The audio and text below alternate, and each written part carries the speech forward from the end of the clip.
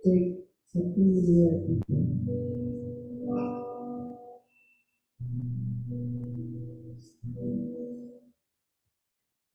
Shalom, saudara-saudara yang dikasihi Tuhan.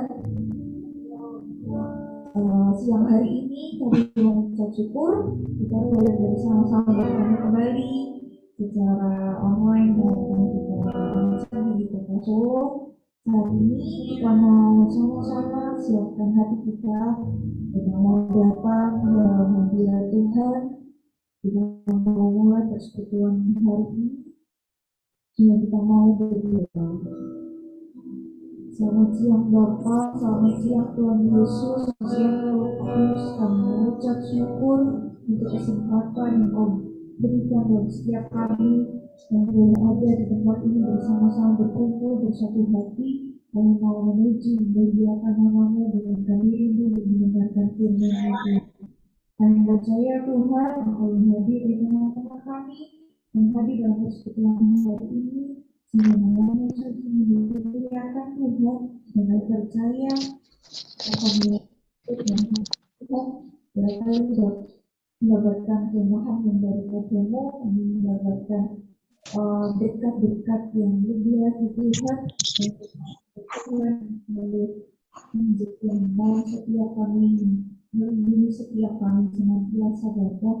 Terima kasih Bapa, serahkan semua dengan kuasa-Mu yang sudah berdoa.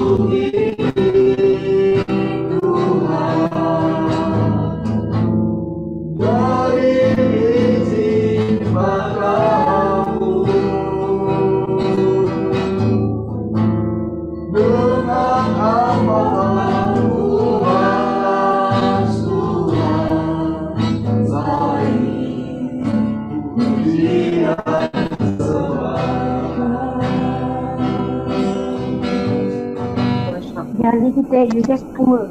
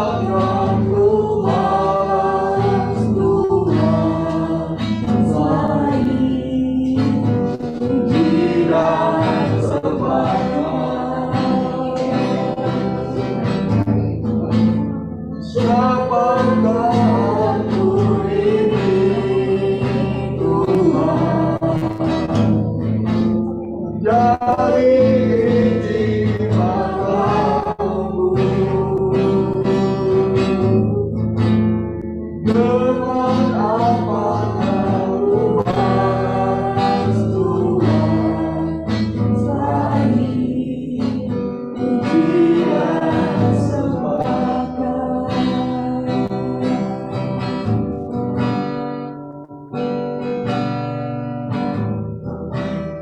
Kasih setiamu yang ku rasakan lebih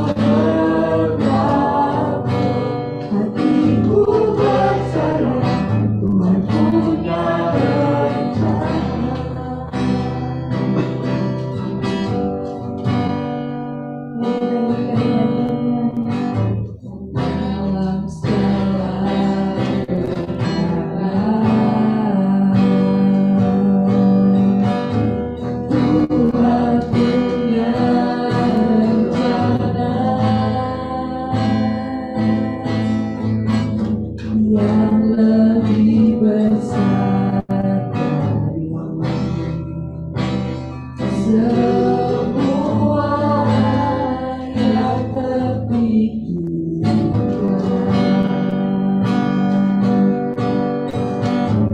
Apapun yang kau perbuat,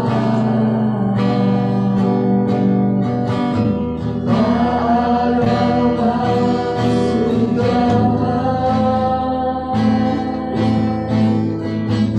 suamiku lakukan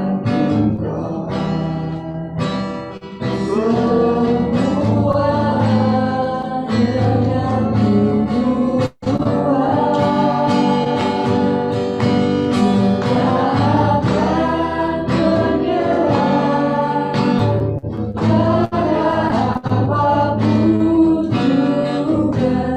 sebelum ku coba semua yang ku bisa, tapi ku berserah kepada kehendakmu. Hatiku percaya Tuhan punya rencana.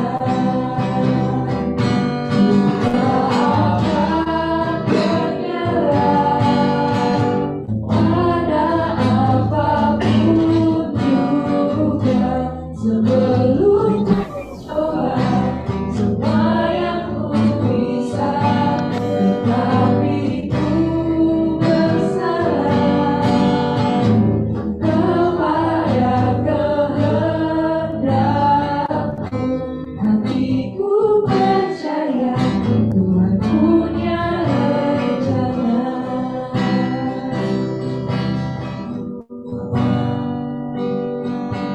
Kita akan menyerah pada apapun juga. Sebelum ku coba semua yang ku bisa, tetapi ku berserah kepada kehendakmu.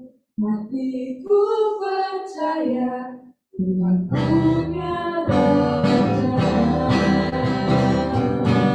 Kita akan menyerah pada apapun juga. Sebelum ku coba semua yang ku bisa, tapi ku berserah kepada kehendakmu.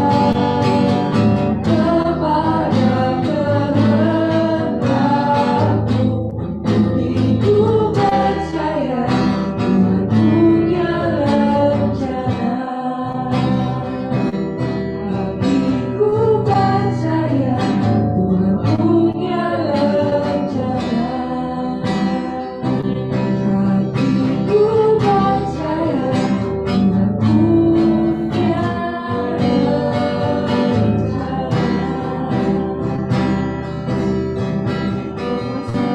Terima kasih Tuhan. Hari ini Tuhan kami siap untuk mendengarkan firman-Mu. Biarlah setiap waktu bukan hati kami. Thank you, tim Solo. Shalom semuanya. Saya menyapa teman-teman yang ada di Solo dan teman-teman yang ada di Zoom. Selamat siang semuanya. Luar biasa tadi persembahan yang terakhir, bait yang terakhir saya capture itu align dengan judul sharing saya hari ini. Ku tak akan menyerah, apapun juga sebelum ku coba semua yang ku bisa, tetapi aku berserah kepada kehendak-Mu. Hatiku percaya Tuhan punya rencana. Mari kita berdoa. Bapa di dalam surga, kami mengucap syukur Tuhan. Jika pada siang hari ini Tuhan kami boleh ada sebagaimana kami ada Tuhan, yang tidak kekurangan satu apapun Tuhan, kami menghampiri tata-Mu yang kudus Tuhan, dengan pujian penyembahan Tuhan yang begitu luar biasa Tuhan, dan biarlah Tuhan itu boleh mengharumkan Tuhan kerajaan-Mu Tuhan, itu menjadi tupa yang harum Bapa. Sebentar kami mau duduk diam Tuhan, mendengarkan firman-Mu Tuhan, dan Kau berkata-kata saja Tuhan. Kau Roh Kudus, Kau jamah setiap teman-teman, saudara-saudara kami yang ada di platform ini Tuhan, dan ada yang di Solo juga Tuhan. Kau pakai Tuhan, Kau bekerja Tuhan dalam setiap kami Bapa. Terima kasih Bapa, berkati hamba-Mu supaya tutup bungkus Tuhan bibir hamba-Mu Tuhan berkata-kata dengan kuasa ilahi Tuhan. Terima kasih Bapak, terima kasih. Hanya di dalam nama Tuhan Yesus Kristus kami percaya dan mengucap syukur. Haleluya. Amin. Amin. Shalom semuanya. Kalau yang teman-teman yang bisa nyalakan video silakan supaya saya nggak bicara dengan foto. Ya. Oke, khotbah saya atau sharing saya hari ini adalah berkata mengenai in God's plan, right? Di dalam rencana Tuhan. Right? Bulan November Saudara adalah bulan yang penuh dengan celebration. Buat saya, buat teman-teman saya, di kantor saya juga, ternyata teman-teman saya banyak yang ulang tahun di bulan November. Di klik saya, right? Di teman gereja juga, right? Kemarin baru saja saya merayakan 15 tahun anniversary, wedding anniversary, dan di bulan ini juga adalah bulan ulang tahun saya. Dan kebetulan besok adalah ulang tahun Ibu Elisa juga. Kalau 1 tahun yang lalu mungkin kita berada di Solo, sebagian dari teman-teman yang ada di platform ini. Alright, tapi saya percaya khotbah ini Tuhan mau bicara untuk kita semua, termasuk saya. Right, bahwa di tahun-tahun berikutnya, bahkan di saat-saat ini, kita semua ada di dalam rencana Tuhan. Amin. Oke, saya akan share screen. Mungkin teman-teman bisa kasih jempol kalau bisa lihat share screen saya. Bisa ya? Oke. Judulnya In God's Plan, right? Di dalam rencana Tuhan. Ya, thank you. Diambil dari 2 Petrus 1 ayat 3 sampai 11. Mari kita buka Alkitab kita. Alright. Di judul perikop ini sebetulnya adalah panggilan dan pilihan Allah. Alright. Karena kuasa ilahinya telah menganugerahkan kepada kita segala sesuatu yang berguna untuk hidup yang saleh oleh pengenalan akan Dia. Right? Jadi perhatikan ayat pertama, ayat ketiga ini berkata mengenai karena kuasa ilahi, bukan karena kuasa kita, bukan karena kita pintar, bukan karena kita kuat, bukan karena kita kaya, bukan karena kita pintar, tapi karena kuasa ilahi telah menganugerahkan kepada kita segala sesuatu yang berguna untuk hidup kita yang saleh oleh pengenalan akan Dia, yang telah memanggil kita oleh kuasanya yang mulia dan ajaib. Ayat keempat, dengan jalan itu Ia telah menganugerahkan kepada kita janji-janji yang berharga dan yang sangat besar, supaya olehnya kamu boleh mengambil bagian dari kodrat ilahi. Luar biasa, saudara. Dan luput dari hawa nafsu dunia yang membinasakan dunia. Justru karena itu, karena yang tadi, kuasa Allah yang telah menganugerahkan kepada kita, kamu dan saya hari ini harus dengan sungguh-sungguh berusaha untuk menambahkan kepada imanmu kebajikan, dan kepada kebajikan pengetahuan, dan kepada pengetahuan penguasaan diri, kepada penguasaan diri ketekunan, dan kepada ketekunan kesalehan. Ayat ke-7, dan kepada kesalehan kasih akan saudara-saudara. Yang terakhir, dan kepada kasih akan saudara-saudara, dan kepada kasih akan dengan berlimpah-limpah kamu akan dibuatnya. Dan kepada kasih akan saudara-saudara, kasih akan semua orang. Ayat ke-8, sebab apabila semuanya itu ada padamu, ada pada kita, dengan berlimpah-limpah, kamu akan dibuatnya menjadi giat dan berhasil dalam pengenalanmu akan Yesus Kristus, Tuhan kita. Tetapi barang siapa tidak memiliki semuanya itu, yang di atas tadi, ia menjadi buta dan picik, karena ia lupa bahwa dosa-dosanya yang dahulu telah dihapuskan. Karena itu, saudara-saudaraku, berusahalah sungguh-sungguh supaya panggilan dan pilihanmu makin teguh. Sebab jikalau kamu melakukannya, kamu tidak akan pernah tersandung. Ayat 11, yaitu demikian kepada kamu akan dikaruniakan hak penuh untuk memasuki kerajaan kekal. Luar biasa, saudara. Yaitu kerajaan Tuhan dan Juru Selamat kita, Yesus Kristus. Saudara, di perikop ini, kita pernah bahas ini di BR51. Saya ingat sekali, saya impress sekali dengan ayat ini. Makanya saya renungkan lebih dalam, dan saya dapatkan firman Tuhan ini hari ini, yang saya ingin bagikan kita kupas lebih dalam, saudara. Walaupun judul saya In God's Plan, tapi in God's Plan itu sebetulnya kita didahului, kita dimulai oleh panggilan dulu dan pilihan Allah atas hidup kita. Oleh karena kasih kuasa ilahinya yang dianugerahkan kepada kita. That's why kita bisa berada di dalam rencana Allah.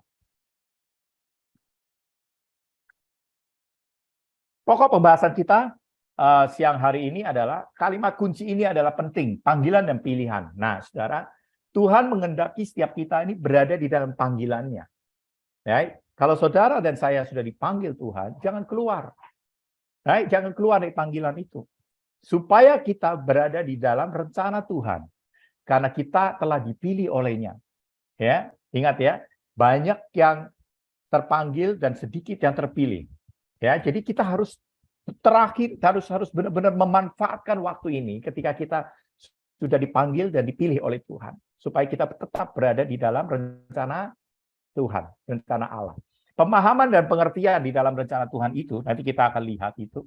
Yang berikutnya adalah kita akan bahas juga bagaimana cara supaya kita hidup atau kita tetap berada di dalam rencana Tuhan. Right? Tadi saya katakan penting untuk kita tahu bahwa oleh karena karunia atau kuasa ilahi tadi yang sudah menganugerahkan kepada kita berada dipanggil dan dipilih Allah. Jangan kita menyia-nyiakan itu. Alright? Supaya kita tahu bagaimana kita tetap berada di dalam rencana Tuhan. Tujuan dari semuanya itu kita harapkan kita bisa memahami cara masuk ke dalam rencana Tuhan. Hidup kita penuh dengan rencana Tuhan dan kita mempraktekkan itu. Saudara, amin. Pengertian dari dalam rencana Tuhan, saudara. Yang pertama, berpegang teguh pada kebenaran firman Tuhan dan mengikuti panggilan atau kehendak-Nya. Itu menurut saya, kita berada di dalam rencana Tuhan. In God's plan. Kita di dalam track Tuhan. Alright? Di dalam kebenaran firman Tuhan.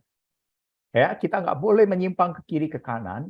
Kita berpegang teguh kepada firman Tuhan dan mengikuti panggilan dan kehendak-Nya. Kita berani melangkah, mengutamakan kehendak Tuhan. Lebih dari apapun.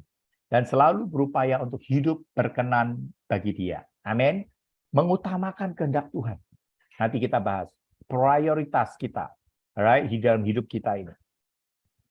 Rancangan atau rencana Tuhan yang indah dan mulia, yakni kekekalannya. Oke, rancangan Tuhan itu nggak cuma sampai di hidup kita, saudara. Nggak cuma sampai mereka yang mungkin sekolah, oh udah lulus, udah. Right? Nggak cuma sampai kita bekerja, sampai kita punya karir, atau kita punya bisnis. No. Rencana Tuhan demikian besar, sampai Dia memikirkan kekekalannya, kekekalan hidup kita. Karena itu, jangan kita menyimpang darinya, melainkan tetap berjalan di dalam rencana Tuhan. Yeremia 29 ayat 11 dikatakan, saya akan sedikit swap here and there, right? Karena saya mau kita lihat ayat-ayat firman Tuhan ini. Sebab aku ini mengetahui rancangan-rancangan yang ada padaku mengenai kamu. Tuhan Yesus berkata seperti itu. Demikian firman Tuhan, yaitu rancangan damai sejahtera dan bukan rancangan kecelakaan untuk memberikan kepadamu hari depan yang penuh harapan. Saudara, ini salah satu ayat emas saya. Kenapa ayat emas saya? 29 11, saudara. 29 November itu hari ulang tahun saya. Jadi Yeremia 29 ayat 11 ini luar biasa. Saya pegang janji Tuhan itu. Saya katakan ini rencana Tuhan yang ada padaku mengenai diriku. Right? Ganti kata kamu dengan diriku. Right? Diri saya. Demikian firman Tuhan, yaitu rancangan damai sejahtera. Bukan rancangan kecelakaan. Untuk memberikan kepadaku hari depan yang penuh harapan. Amen. Kita kembali ke slide. Ya, sedikit kita loncat sana, loncat sini. God's plan is the best plan. Menurut saya, Tuhan itu memberikan plan rancangan yang terbaik. Bukan menurut saya, iman saya berkata seperti itu juga. Alright? Karena kita nggak tahu the bigger picture of our life. Tapi Tuhan nggak cuma berbicara mengenai hidup kita yang ada di dunia ini. Tapi Tuhan berkata atau memberikan rancangan kita, yaitu kekekalan, saudara. Alright? God's way always has a next exit, saudara. Di dalam hidup kita atau jalan kita, mungkin there is no exit. Mungkin nggak ada jalan keluar. Tapi di dalam jalan Tuhan, akan ada selalu jalan keluar. Right? So ini sedikit ilustrasi saudara supaya saudara gampang mencerna itu. Cara supaya kita terus tetap berada di dalam rencana Tuhan. Alright, kita come to the next topik pembicaraan kita atau pembahasan kita tadi. 3 cara menurut saya kita rangkum, alright, yaitu mengenal kehendak Tuhan. Tadi di 1 Petrus tadi dikatakan juga mengenal kehendak Tuhan, mengenal akan firman Tuhan. Alright. Yang kedua, nanti kita buka satu-satu. Yang kedua adalah meminta kehendak Tuhan. Ya, meminta loh, nggak cuma mengenal aja, kita minta kehendak Tuhan terjadi. Yang ketiga tadi saya katakan memprioritaskan kehendak Tuhan itu. Ya, mari kita bahas satu persatu, saudara. Mengenal kehendak Tuhan, kita buka di Kolose 1 ayat 9 sampai 12 yang sudah bisa sambil buka. Ya, saya buka juga Kolose 1 ayat 9 sampai 12 dikatakan demikian. Sebab itu sejak waktu kami mendengar, kami tiada berhenti berdoa untuk kamu. Alright, ini Rasul Paulus berkata seperti itu. Kami meminta supaya kamu semua jemaat yang di Kolose itu menerima segala hikmat dan pengertian yang benar untuk mengetahui kehendak Tuhan yang sempurna, mengenal kehendak Tuhan, tahu bahwa kehendak Tuhan itu apa yang mau Tuhan sampaikan dalam hidup kita.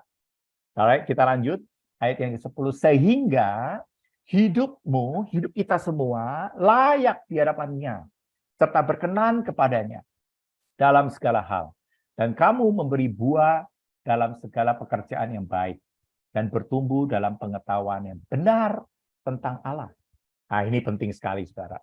Karena bertumbuh dalam pengetahuan yang benar tentang Allah ini luar biasa, harus sangat-sangat kritikal buat saya.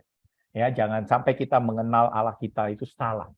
Alright. Ayat yang 11 dikatakan dan dikuatkan dengan segala kekuatan oleh kuasa kemuliaannya untuk menanggung segala sesuatu dengan tekun dan sabar.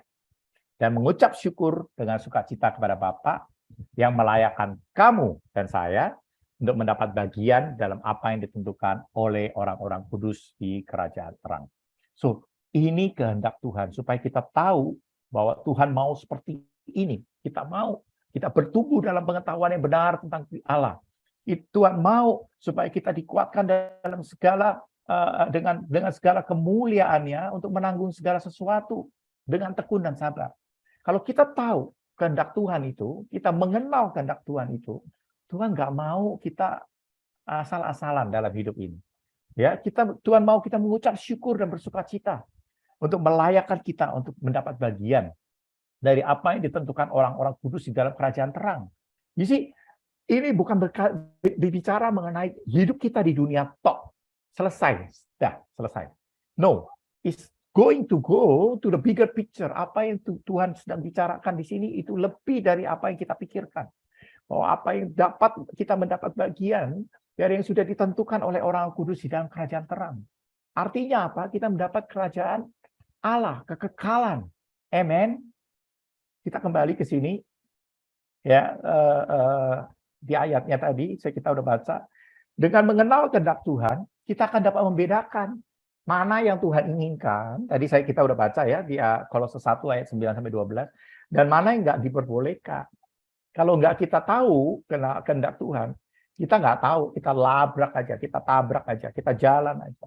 Walaupun Tuhan nggak berkenan, walaupun Tuhan nggak suka, tapi kita nggak tahu. Berarti, tanpa mengenal kehendak Tuhan, kita akan tersesat dan buta. Tadi ingat ya, di ayat yang pertama ya, akan menjadi buta dan picik. Kalau kita nggak tahu kehendak Tuhan. Mengenal di sini artinya kita mau.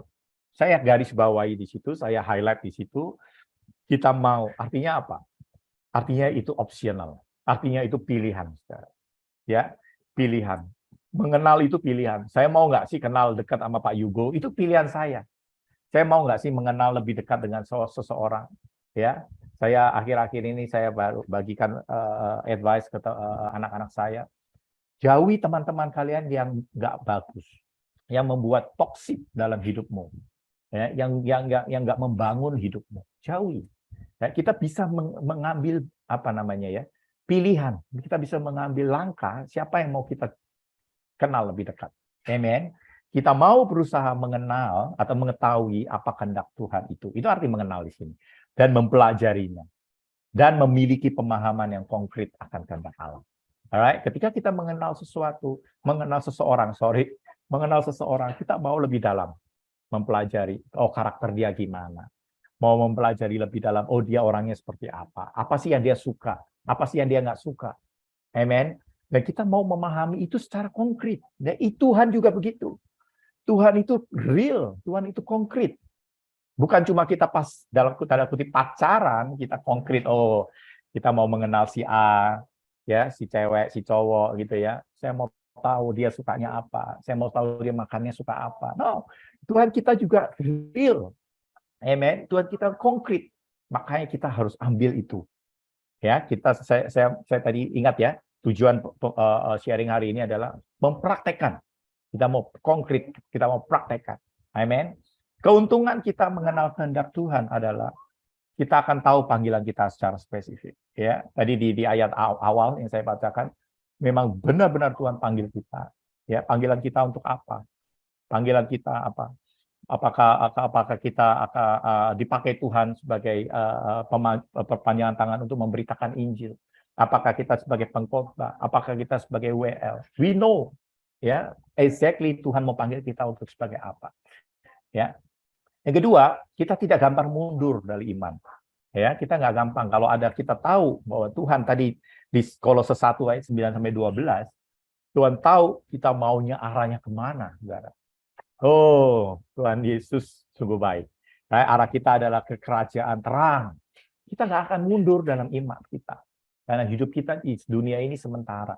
Amin. Kita fokus ke kekekalan. Yang ketiga, tidak dapat disesatkan oleh ajaran-ajaran sesat. Amin. Ini yang paling penting. Karena kita bisa membedakan mana yang Tuhan mau, mana yang Tuhan nggak mau. Jadi kita harus tahu ajaran yang benar dan ajaran yang sesat. Kita bisa toh, gampang sekali. Roh Kudus berbicara sangat tajam kalau kita berada di dalam rencana Tuhan. Kita berada di dalam naungan dan kehendak Allah. Bagaimana agar kita mengenal kehendak Allah? Caranya adalah, kita nggak usah buka di 1 Timotius. Mau buka juga boleh sih. Rajin beribadah kepada Tuhan senantiasa dan bertekun dalam pengajaran. Kita buka satu-satu. Saya sudah siapkan 1 Timotius 4 ayat 8. Let's see what is this. Oke. 1 Timotius 4 ayat 8 dikatakan,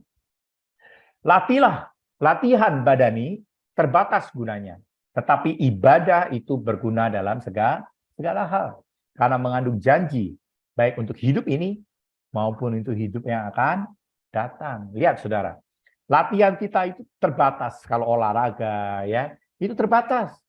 Badani terbatas, kita cepat capek ya, kita jalan. Saya kalau sama Pak Yugo saya kalah lah ya, Pak Yugo lebih fit dari saya, walaupun saya lebih muda. Tapi ibadah itu berkata berguna untuk segala hal, karena mengandung janji untuk hidup sekarang kita dan hidup yang akan datang. Wah, luar biasa sekali, saudara. Ya, dari tadi kita berbicara mengenai kekekalan, hidup yang akan datang. It's really important buat kita untuk ada saving untuk what next after this, right?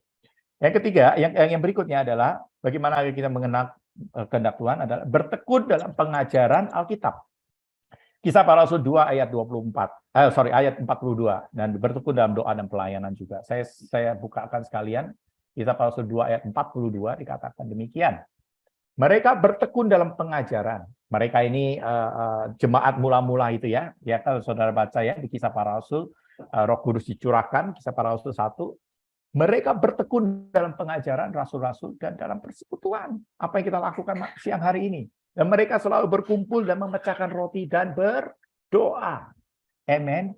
Itulah bagaimana kita memelihara hidup kita supaya kita tetap berada di dalam kehendak Tuhan. Berikutnya, yang poin yang kedua adalah meminta kehendak Tuhan terjadi. Ya, meminta kehendak Tuhan terjadi. 1 Petrus 2 ayatnya yang pertama sampai yang keempat. Saya sudah siapkan juga 1 Petrus 2 ayat 1 sampai keempat. Kita bacakan ya, saya bacakan ya. Karena itu, nah ini nih, meminta Minta kehendak Tuhan, minta. Karena itu buanglah segala kejahatan. Segala tipu muslihat. Kita minta ini, Tuhan buang kejahatan, segala kejahatan. Segala tipu muslihat dan segala macam kemunafikan, kedengkian dan fitnah. Dan jadilah sama seperti bayi yang baru lahir, yang selalu ingin akan air susu yang murni, dan yang rohani, supaya olehnya kamu bertumbuh dan beroleh keselamatan. Jika kamu benar-benar tetap telah mengecap kebaikan Tuhan dan datanglah kepadanya batu yang hidup itu. Saudara, batu ini berkata Yesus sendiri, batu karang yang hidup, yang memang dibuang oleh manusia, ya, Tuhan Yesus dicampakkan, dibuang oleh manusia, tetapi yang dipilih dan dihormati di hadirat Allah. Ayat yang terakhir, ayat yang 5 saya bacakan sekalian.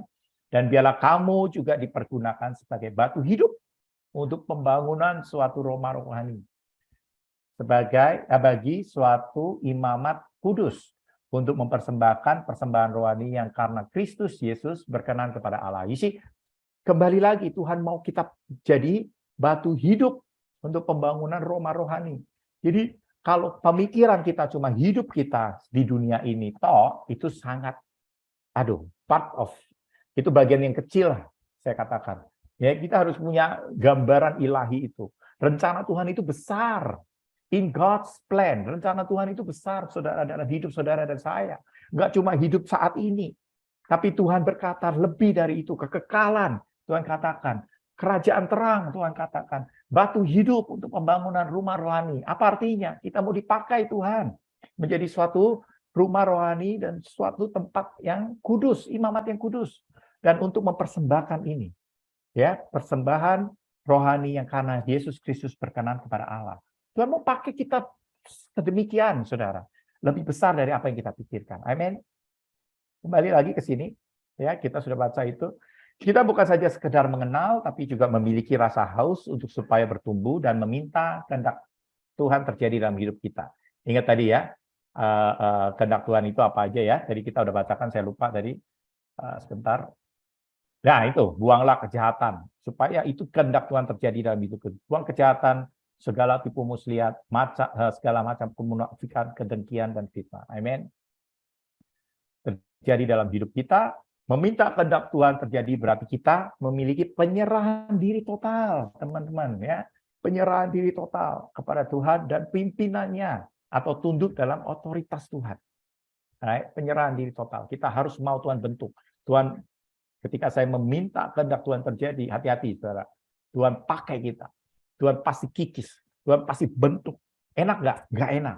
Ya, tapi kita harus memiliki mentalitas untuk menyerahkan diri total. Kenapa? Karena penyerahan diri total juga dilakukan Yesus di Taman Getsemani, saudara. Kita nggak usah buka di Matius, tapi saya kasih ayatnya di situ. Tuhan Yesus berdoa. Apakah Tuhan mau itu terjadi dalam hidupnya? Mau disalib malam itu, adalah malam sebelum Yesus mau diserahkan. Amin. Saudara tahu cerita ini, right? Dan Tuhan Yesus merebahkan diri ke tanah, berdoa, menangis, keringatnya, berpeluhnya sampai seperti darah, saudara. Apakah Tuhan mau? Tapi Tuhan nggak mau. Dia bilang, Tuhan, Bapak, kalau boleh cawan ini lalu daripadaku. Tapi Tuhan tetap, Yesus tetap menyerahkan diri total kepada Bapa, supaya kehendak Allah terjadi. Kalau Yesus nggak mau menyerahkan diri total, kita nggak bisa diselamatkan. Skenario Allah Bapa tidak akan terjadi dalam hidup kita, di dalam hidup dunia ini. Amin. Dampak kita selalu meminta kehendak Tuhan. Yang pertama adalah dalam kelimpahan kita tidak melupakan Tuhan. Itu ketika kita meminta kehendak Tuhan terjadi, karena kita tahu semuanya itu karena Tuhan, gitu loh. Ya. Ketika kita dalam kelimpahan, kita tahu ini kehendak Tuhan terjadi. Ini pemberian Tuhan yang terjadi dalam hidup saya. Ya, saya nggak akan bangga, saya nggak akan sombong, tapi saya tetap percaya dan tidak melupakan campur tangan Tuhan dalam hidup kita. Ketika kita dalam kesulitan, kita akan tetap bertahan karena kita percaya Tuhan ada bersama kita. Amen. Itulah kenapa ketika kita di dalam rencana Tuhan, kita bisa melihat ini, ya, dari sudut pandang Tuhan. Ketika dalam kelimpahan, kita nggak melupakan Tuhan. Dalam kesulitan, kita terus akan bertahan. Dalam segala hal, kita akan terus bertekun. Amin. Orang yang meminta kehendak Tuhan, ia dapat menanggung segala hal yang ia alami dan hadapi. Filipi 4 ayat 13 dikatakan, sebentar saya buka dari kitab saya di handphone. Filipi 4 ayat 13, segala perkara dapat kutanggung di dalam Dia yang memberi kekuatan kepadaku. Ya, segala hal kita terus bertekun di dalam Tuhan. Karena kita tahu itu kita udah meminta dan itu terjadi dalam hidup kita, itu semua atas kehendak Tuhan, atas rencana Tuhan yang Tuhan berikan dalam hidup kita. So, 3 hal ini praktekkan dalam hidup kita. Amin. Praktekkan. Ketika kita diberkati, kita ke dalam kelimpahan, please don't forget God. Jangan lupakan Tuhan. Karena kebanyakan orang lupakan Tuhan. Alright? Dalam kesulitan, biasanya orang kesulitan nggak mungkin lupain Tuhan. Ya, tapi tetap harus bertahan. Secara jiwa, secara manusia, secara spiritual, kita percaya Tuhan ada di dalam hidup kita. Amin. Dalam segala hal kita akan tetap bertekun. Baca Filipi 4 ayat 13 tadi kita udah bacakan. Yang terakhir, poin yang terakhir, memprioritaskan kehendak Tuhan. Ini ada di Filipi 4 ayat 8 sampai 9. Filipi 4 ayat 8 sampai 9 berbicara sebagai berikut. Jadi akhirnya saudara-saudara, semua yang benar, semua yang mulia, semua yang adil, semua yang suci, semua yang manis, semua yang sedap didengar, semua yang disebut kebajikan dan patut dipuji, pikirkanlah semuanya itu. Prioritaskan dalam hidup saudara. Pikirkan ini, prioritaskan ini. Jangan cuma gosip, jangan cuma kata-kata yang negatif, toxic tadi saya pakai ya kata ya, toxic orang-orang yang toxic. No. Itu bukan prioritas hidup kita. Ya, yang nggak baik, please, tolong di filter. Right? Cuma yang baik, cuma yang benar, cuma yang mulia, yang adil, yang suci, yang manis, yang sedap didengar, yang disebut kebajikan, patut dipuji. Pikirkan semua itu. That's it.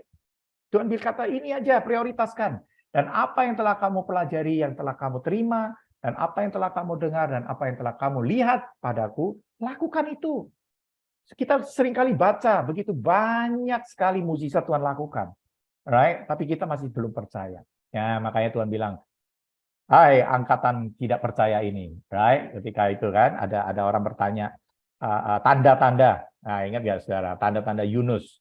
Ya, ada nggak tanda-tanda selain tanda Yunus? Angkatan yang tidak percaya, Tuhan katakan. Cuma itu aja, telah kamu lihat, lakukan. Ya, Tuhan sudah lakukan itu, Tuhan sudah kasih contoh. Right? Maka Allah sumber damai sejahtera akan menyertai kamu. Kita kembali ke slide. Filipi 4 ayat 8 sampai 9 tadi kita sudah baca. Ya, sesuatu yang didahulukan seseorang biasanya, saudara, kesehatan, keamanan, perkembangan usaha, karir dan lain-lain, ya, itu wajar, is okay. Saudara boleh lakukan itu, bukan saya berarti no need, nggak usah jaga kesehatan, nggak usah mikirin usaha, karir, no. Kita masih hidup di dalam dunia ini, kita harus pelihara itu. Amin. Tapi sekali lagi, jangan ingin melakukan segala A sampai Z tanpa prioritas. Ya, jangan mau semuanya dikerjain sendiri. Prioritas kerjakan dalam Tuhan. Makanya Tuhan bilang, yang baik, yang benar, yang mulia, yang suci, pikirkan semua itu. Karena itu tidak akan menghasilkan sesuatu. Kalau kita kerjain dikit-dikit ya, dikit-dikit, kita nggak akan menghasilkan sesuatu. Yang ada kita hanya berputar-putar. Kita harus berjuang fokus dan hidup di dalam kehendak Tuhan. Fokus, kata kunci di sini. Alright, Matius 6 ayat 33. Jika kita memprioritaskan kehendak Tuhan, hidup kita akan dipelihara oleh Tuhan. Matius 6 ayat 33 ini berkata, carilah dahulu kerajaan Allah dan kebenarannya. Kita buka ya. Tetapi carilah dahulu kerajaan Allah dan kebenarannya, maka semuanya itu akan ditambahkan kepadamu. Semuanya itu, saudara. Bukan cuma bilang mobil, bukan cuma bilang berkat rohani, berkat jasmani, tapi berkat rohani, ada damai sejahtera, ada sukacita, ada perlindungan Tuhan. Semuanya itu akan ditambahkan kepadamu. Tetapi carilah dahulu kerajaan Allah dan kebenarannya. Jangan cuma baca setelah koma, saudara ya. Bacanya harus komplit. Ya, Matius 6 ayat 33 berkata, tetapi carilah dahulu kerajaan Allah dan kebenarannya, maka semuanya itu akan ditambahkan kepadamu.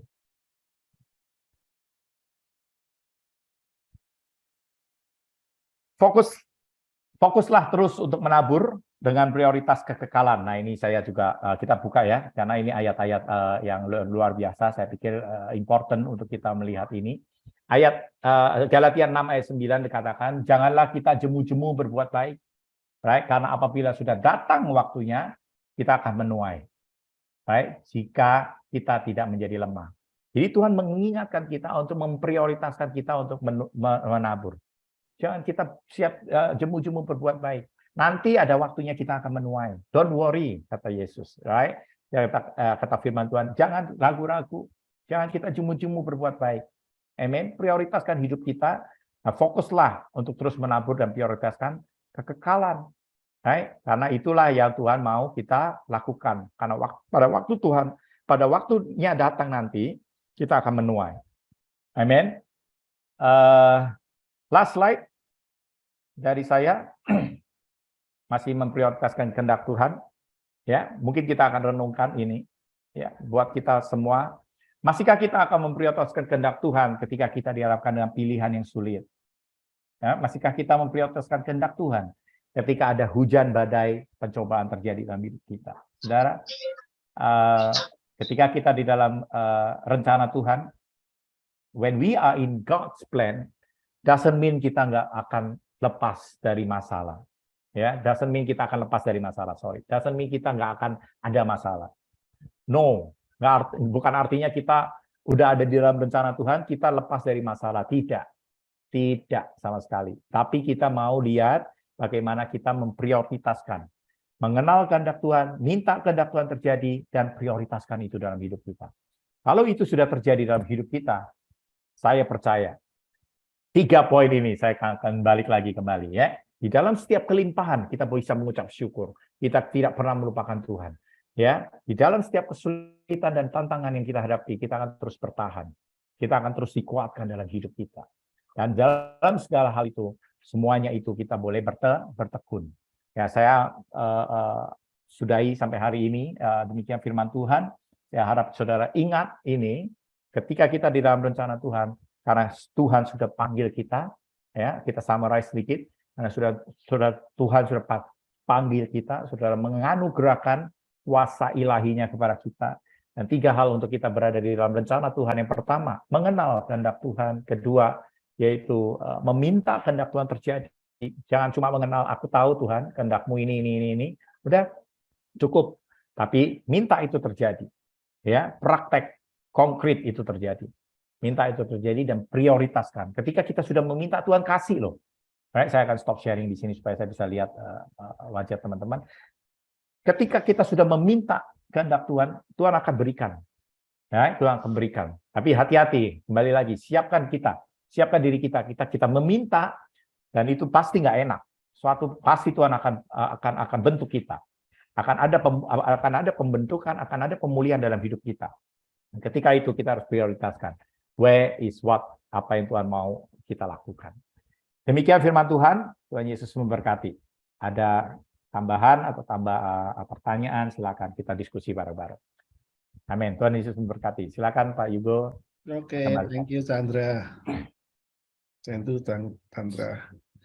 Ya, Tadi kalau saya simpulkan dikit ya tentang memprioritaskan Tuhan, berarti kan masalah kita untuk meneruskan kehendak Tuhan ketika kita ada hujan atau di badai percobaan, ya intinya kita tetap taat. Amen. Berarti tetap taat, kita tetap bertahan, ya, bertekun, tidak melupakan, itu sama dengan kita tetap taat kepada Tuhan. Itu aja sih. Thank you. Thank you. Ada yang mau bertanya?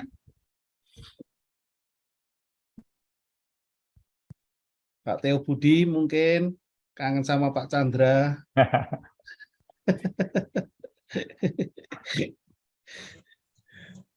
Ya, masih mencerna. Ibu Elisa tuh biasanya tuh dia suka nanya tuh.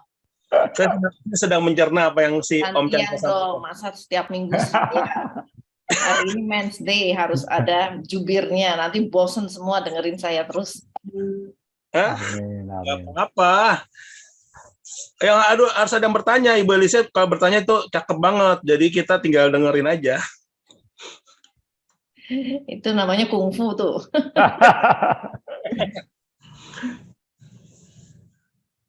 Hari ini saya silakan teman-teman yang lain, boleh. Ya, nggak usah tanya, meneguhkan juga boleh. Oh ya, saya ngalamin Sharing juga ini. boleh. Ya, sharing juga silakan. Ya. Kemarin tim Solo katanya janji. Mana tim Solo? Silakan tim Solo.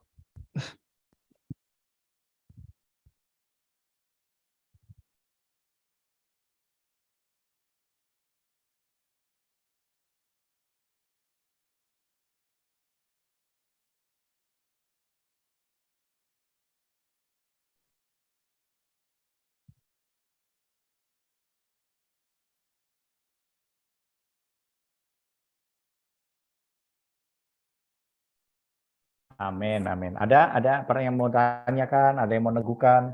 Pak Erwin, ada? Silakan, yang lain. Ya, ya Pak Chandra, selamat siang. Siang. Puji Tuhan Pak Chandra, wah ini hari luar biasa nih Pak Chandra. Paket komplit Pak Chandra, istilah Paket kata komplit. semuanya Semoga komplit, memberkati. benar-benar luar biasa. Saya dapat hari ini ya diberkati benar-benar ya. Jarang ya seperti ini ya. Semuanya komplit ini dari A sampai Z mungkin ini. Satu, kita di dalam rencana Tuhan memang itu indah ya. Tuhan tidak gagal dalam merencanakan segala sesuatu ya Pak Chandra ya. Amin. Ya, di sini juga Pak Chandra ini, waduh saya udah catat banyak nih. Ya, berpegang teguh pada kebenaran firman Tuhan ya, mengikuti panggilan Tuhan. Memang kadang-kadang kita sering gimana ya, mengikuti panggilan apa ini benar dari Tuhan atau apa ini dari apa seolah-olah pikiran yang nggak benar gitu ya. Tetapi setelah saya dengar siang hari ini memang ya saya mengerti ya, benar-benar memang ya segala sesuatu itu memang dari Tuhan ya. Kita seharusnya juga berani melangkah ya, mengutamakan kehendak Tuhan. Kalau kita biasa-biasa aja mengikuti Tuhan, apalagi kita terutama mengenal Tuhan itu yang pertama ya. Kita percaya sungguh-sungguh ya. Yang kedua juga fokus terus ya kepada Tuhan ya. Intinya yang terakhir itu melayani dan terus berani melangkah ya Pak Chandra ya. Kalau enggak kita, iman kita mungkin itu istilah kata nggak bertumbuh, nggak berkembang ya, dan nggak berbuah ya. Tentunya kita harus disertai dengan kesetiaan kita mungkin ya. Memang banyak yang dipilih tapi sedikit yang dipanggil Pak Chandra. Itu sih luar biasa intinya Pak Chandra. Sungguh diberkati hari ini Pak Chandra. Puji Tuhan. Amin. Amin. Thank you Pak Edwin. Tuhan berkati. Silakan yang lain. Ada kalau lagi yang mau bertanya?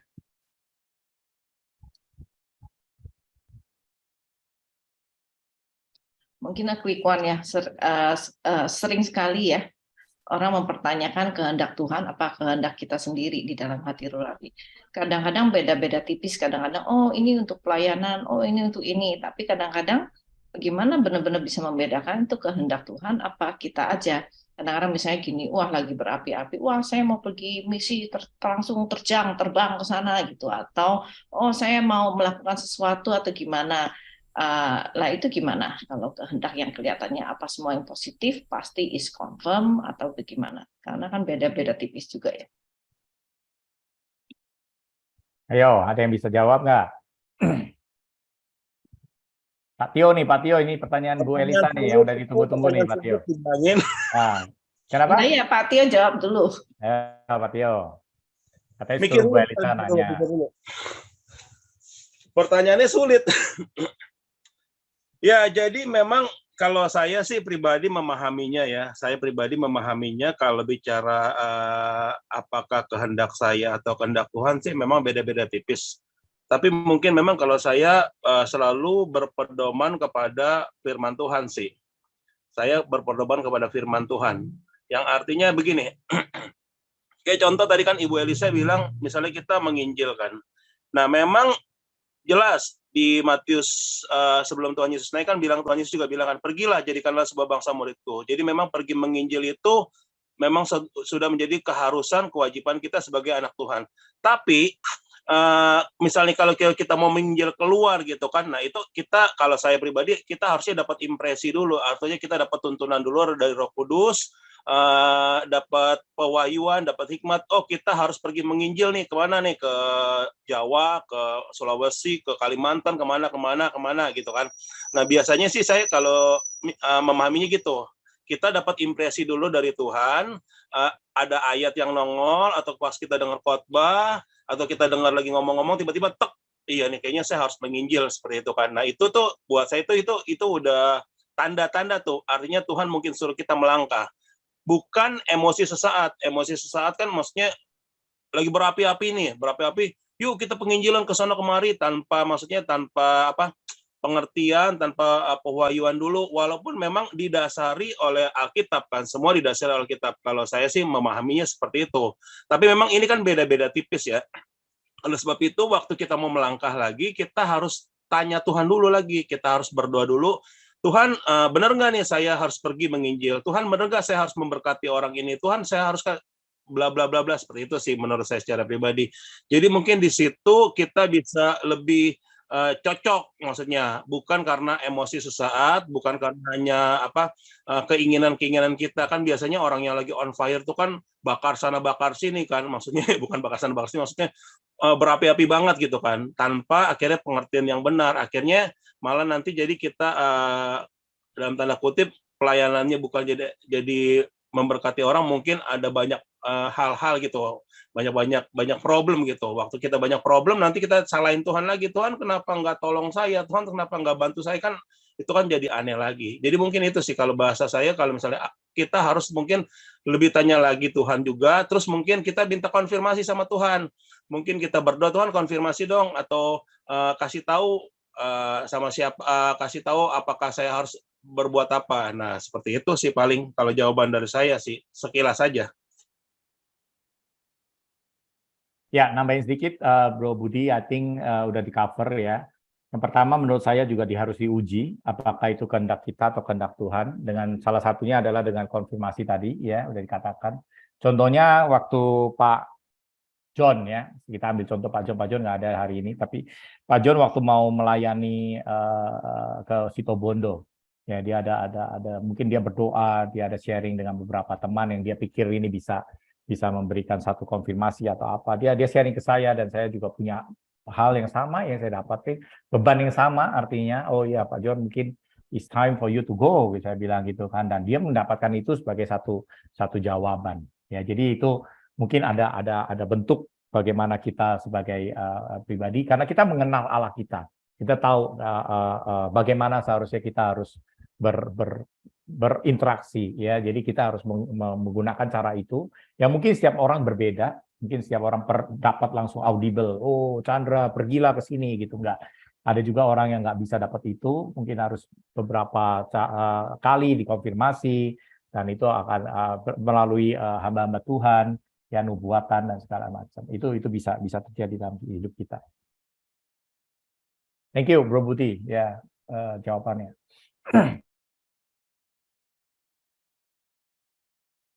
Ada lagi teman-teman yang lain, Pak Hengki? Mau bertanya? Solo, ya. Nah, ini saya bukan bertanya ya, ini cuma sharing sedikit. Nah, silakan. Alami dulu, ya saya mengakui perusahaan dulu sebelum dari sini sama-sama ownernya Kristen.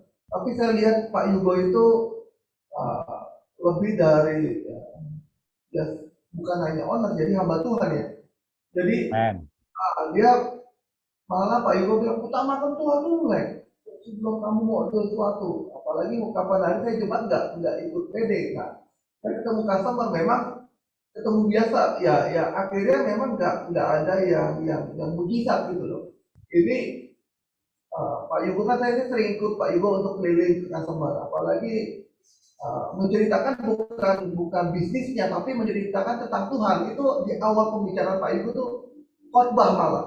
Itu yang saya dapat ilmu dapat masukan dengan kita berbicara tentang firman, itu Tuhan bekerja sama customer ini ya, sama-sama saling menguatkan gitu loh. Nah di sini saya pun pernah ketemu customer di Semarang waktu itu, saya coba bicara tentang firman juga Pak. Ya puji Tuhan di situ kita nyambung, dan akhirnya tanpa saya minta pun ya dia akhirnya nah orderan segala macam. Nah, itu memang harus utamakan Tuhan dahulu Pak. Itu sih maksud saya Pak. Amin, amin. Matius 6 ayat 33. Thank you sharingnya, Pak Alex.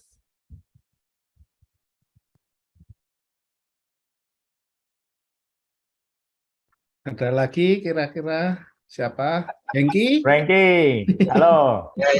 Halo, apa kabar, Bro Chandra? Baik, begitu. Kabar. Nah, baik, Ini baik. tadi saya dengar pertanyaannya Elisa, saya tertarik sekali. Maksudnya itu pertanyaan yang susah, tapi saya ngerti. Pasti maksudnya ini kan rencana Tuhan yang spesifik ya, secara pribadi. Karena saya tahu kehendak Tuhan itu ada yang umum untuk semua kita, ada kehendak yang spesifik. Hanya untuk Chandra, hanya untuk saya, hanya untuk Yugo, atau hanya untuk Budi ya, spesifik. Jadi kalau saya belajar gini loh, sebelum kita nyari kehendak yang spesifik, kerjain dulu lah yang umum. Yang umum misalnya ya kan, jadikan semua bangsa muridku ya kan. Yang umum kerjain dulu menghasilkan buah roh, kasih, suka, itu dulu lah kita bangun. Kadang-kadang kita anak Tuhan ini terlalu buru-buru gitu ya. Perintah yang umum aja kita belum kerjain, kita udah nyari yang spesialnya gitu ya. Jadi intinya dokter umum aja belum lulus udah mau belajar dokter spesialis gitu. Itu menurut saya. Ya satu. Terus kedua, emang kalau untuk yang spesifik ini susah karena itu nggak ada di Alkitab, boleh apa enggak. Misalnya menginjil mau kemana nih? Mau ke Situbondo atau mau ke Singapura ya, itu kan nggak spesifik jelas di Alkitab ya. Yes. Ya. Yang spesifik jelas itu yang saya bilang itu perintah umum, itu kerjain dulu tuh kehendak Tuhan yang umum. Misalnya hidup takut akan Tuhan, intim dengan Tuhan, merenungkan firman tiap hari, melakukan firman, merespon dengan itu kan yang umum ya, itu dikerjain dulu. Nanti saya percaya kalau kita taat melakukan yang umum-umum itu, nanti Tuhan akan arahkan secara spesifik. Karena yang spesifik itu kalau menurut saya, kalau kita mau belajar yang spesifik, yang spesial, yang umumnya harus lulus dulu gitu ya. Kalau enggak rada-rada ini ya, itu satu. Terus kedua, pada waktu untuk yang spesifik ini, emang kalau orang karismatik bilang susah membedakan suara roh sama pikiran, betul ya? Betul dong, bisa kita dapat nih di hati. Ini kan nggak tahu, ini dari Roh Kudus, apa cuma kita kepengen aja ya? Nah, mungkin untuk menguji itu satu tentu dengan firman, dan biasanya kalau yang ini emang susah diuji dengan firman, karena yang saya bilang abu-abu, nggak jelas. Misalnya, saya mau pelayanan penginjilan keirian, itu kan nggak ada di Alkitab, kamu tidak boleh keirian atau kamu tidak boleh ini kan nggak ada. Jadi itu harus mungkin kita cari dari hati, motif kita ikut apa gitu. Kalau kita mungkin motif kita apa yang kita harapkan dapat. Lalu kalau udah tahu misalnya, saya mau dapat jiwa-jiwa, kan tipis ya. Apakah dengan jiwa-jiwa tuh benar kita mengasihi jiwa, atau karena kita mau nama baik? Atau mungkin ada beberapa pelayanan yang bisa menguntungkan loh secara keuangan, betul kan? Nah, ada yang menguntungkan, ya kan? Ada yang mencari popularitas segala macam. Jadi mungkin pertanyaannya itu dulu, motivasi kita apa? Kita mau pergi ke sana. Lalu kalau misalnya apa yang kita harapkan itu tidak terjadi, apakah kita masih mau jalan? Nah itu, karena saya percaya kalau dari Tuhan, kita mengasihi Tuhan, apapun hasilnya kita kerjain. Contoh Nabi Yeremia, dia disuruh tegur bangsa Israel untuk bertobat, itu belasan tahun loh, nggak ada yang bertobat kan, sampai dia tulis kitab ratapan kan, karena nggak ada pelayanan dia tidak berhasil. Tapi dia tetap melakukan dengan setia. Itu saya percaya bukan kehendak dia, pasti dia nggak kepengen banget lah. Ya kan, khotbahin orang nggak ada yang bertobat, melayani orang nggak ada yang mau dengar dia ngomong apa. Tapi di situ, itu jadi itu mungkin ada beberapa kita harus ngecek hati sendirilah. Kalau ini dari Tuhan, kenapa saya mau melakukan itu? Apa untungnya buat saya? Apa untungnya buat Tuhan? Nah biasanya kalau yang dari Tuhan itu untungnya bukan buat kita, tapi untuk kerajaan sorga. Amin. Jadi kalau misalnya kita tahu kayaknya udah nggak mungkin berhasil. Kalau itu dari itu kita tetap jalan. Karena sebetulnya kita lakukan itu bukan mencari keuntungan, bukan mencapai sesuatu buat diri pribadi, tapi hanya sekedar ketaatan. Ya itu mungkin menerangkan hanya sebagian kecil karena terlalu kompleks untuk mengetahui kehendak Tuhan yang spesifik. Kalau yang umum jelas ya, betul di Alkitab, tinggal dikerjain aja. Oke. Tapi Kohen, saya nambah dikit deh. Tapi betul sekali tuh, nambah dikit. Tapi betul sekali yang tadi Kohen Ki bilang. Sebenarnya kalau tadi pertanyaan Bu Elisa itu yang tahu sih sebenarnya kita. Yang tahu tuh kehendak Tuhan atau bukan tuh sebenarnya kita dan Tuhan sebenarnya. Kalau kita boleh jujur ya, yang tahu gitu. Waktu kita mau melangkah pergi melayani pekerjaan Tuhan, waktu kita mau melangkah pergi melakukan sesuatu gitu, sebenarnya yang tahu tuh sebenarnya hati kita tuh tahu. Kalau kita boleh jujur ngomong ya, kita tahu motivasi hati kita kemana nih, tujuan kita kemana nih, goal kita kemana nih, arahan kita kemana nih. Sebenarnya kita yang tahu. Waktu kita melangkah hanya untuk, sama tadi kalau yang bilang uang, motivasinya uang, maka di otak kita tahu nih, kita udah susun rencana bla bla bla, atau mungkin untuk kepopularitasan atau untuk hanya sekedar pengen show off, kita yang tahu sebenarnya. Jujur, sebenarnya kita yang tahu. Cuman masalahnya di sini. Apakah kita mau jujur dengan diri sendiri? Maksudnya artinya gini, kalau memang kita punya ternyata kita bengkok di situ, pikiran kita bengkok, arah tujuan kita bengkok, nah di sini memang dibutuhkan kita harus cepat minta ampun sama Tuhan. Karena memang walaupun kita melangkah pergi melakukan itu, kita udah terima upahnya itu. Tapi ya upahnya artinya yang kita terima di bumi ini, tapi di surga saya percaya Tuhan catat nggak mungkin tercatat seperti itu karena memang kan udah motivasi hati kita yang salah tuh. Jadi itu yang saya mau tambahin, sebenarnya motivasi sebenarnya kita yang tahu apakah ini kehendak Tuhan apa enggak, apakah motivasi hati, saya baru teringat tadi kalau yang bilang motivasi hati betul. Kita yang tahu sebenarnya sih. Jadi perlu koreksi diri sendiri aja, introspeksi diri sendiri, apakah saya melakukan ini untuk Tuhan atau memang saya lagi cari-cari sesuatu dari sini. Dan biasanya sih kita sendiri yang tahu. Itu yang saya tambahin. Terlalu banyak sih ya, Bud ya. Saya lihat terlalu banyak hamba Tuhan itu melayani sebetulnya ujung-ujungnya itu kepentingan pribadi. Kita bisa lihat ya bagaimana mereka ke daerah, kasih foto orang-orang miskin. Ujung-ujungnya apa?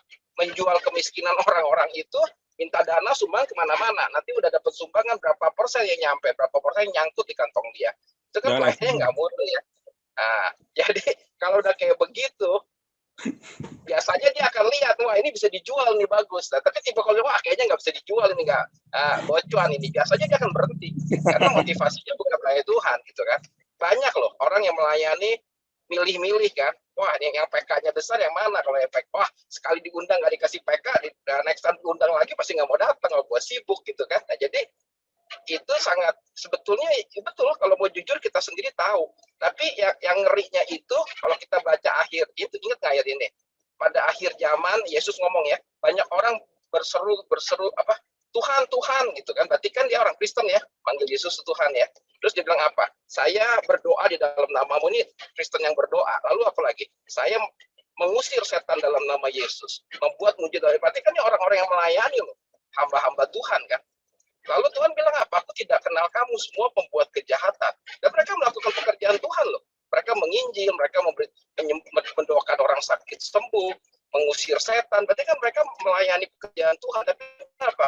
Aku tidak kenal kamu pembuat kejahatan. Karena kamu tidak melakukan kehendak Bapakku di surga. Jadi orang-orang ini melakukan pekerjaan Tuhan, tapi tidak melakukan apa. Jadi jangan anggap remeh ya. Artinya kalau kita melakukan pekerjaan Tuhan bukan kehendak Tuhan loh, tapi untuk kepentingan pribadi jangan anggap remeh loh. Kayaknya di akhir-akhir kan kaget ya kalau pesan loh, Tuhan saya jadi hamba Tuhan loh, saya khotbah loh, saya ngijil ke kampung saya ini, terus Tuhan bilang saya nggak kenal kamu, pembuat kejahatan lagi dibilang, karena kamu tidak melakukan kehendakku di surga, kehendak Bapakku di surga, hanya melakukan pekerjaan Tuhan. Oke, dah cukup, kayaknya kebanyakan ngomong. Mantap dah. Oke, thank you Theo. Oke, mungkin kita tutup ya. Tutup dan kita doa berkat ya. Mungkin saya tutup ya. Terima kasih Tuhan, pada siang hari ini Tuhan kami telah berkumpul Tuhan, di mana Tuhan kami membahas firman-Mu Tuhan di dalam rencana-Mu Tuhan.